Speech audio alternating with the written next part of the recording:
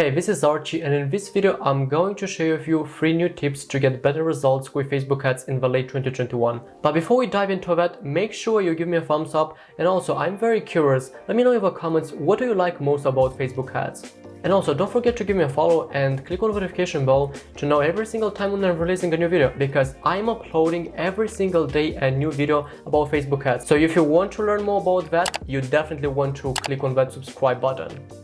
I understand that most small businesses are struggling with Facebook ads after the iOS 14 update.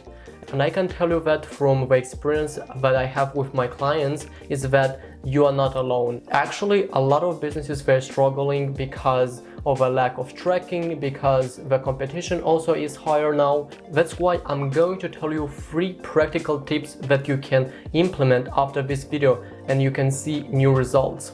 And to be honest, these 3 tips are easy to implement, but most people either don't know about them or they underestimate them. The first tip is to simplify your ad account.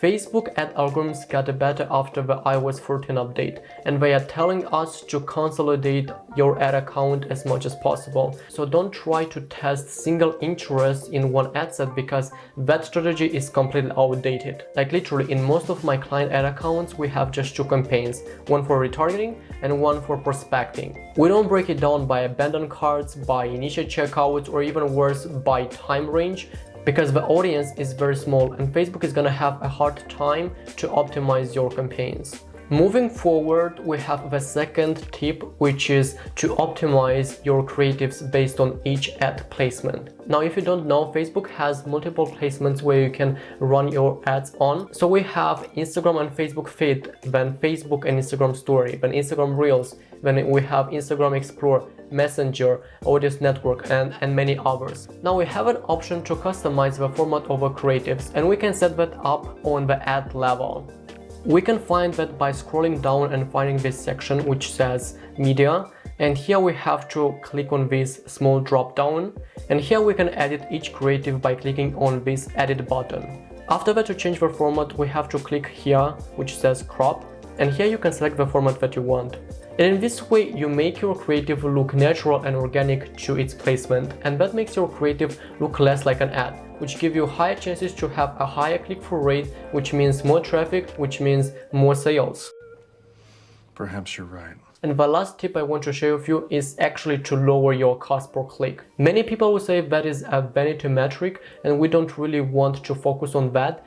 But if we think if you have a very high cost per click, you get less traffic, which means you have less chances to convert on your website. The only way to lower your cost per click is by testing creative almost every single week. Yes, every single week you need to launch new ads. And it doesn't matter how much you spend. If you truly want to scale your business to 6 and 7 figures, you have to launch new creatives every single week. And I'm not even talking about the copy. I am talking about the creatives, the visual part, the images, the videos that people can interact almost in 1 second. So make sure that after this video you create at least 3 new creatives for the next week. And one more bonus tip I want to share with you is to increase the conversion rate on your website.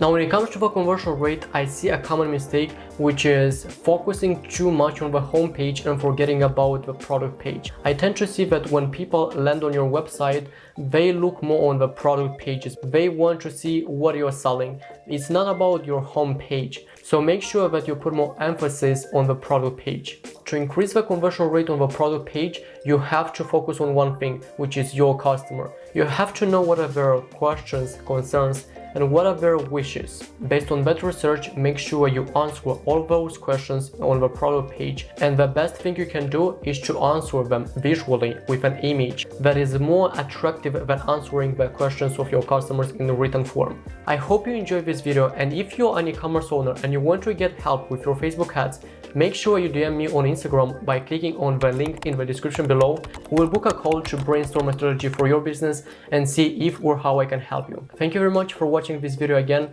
Until next time, I'll see you in my next video.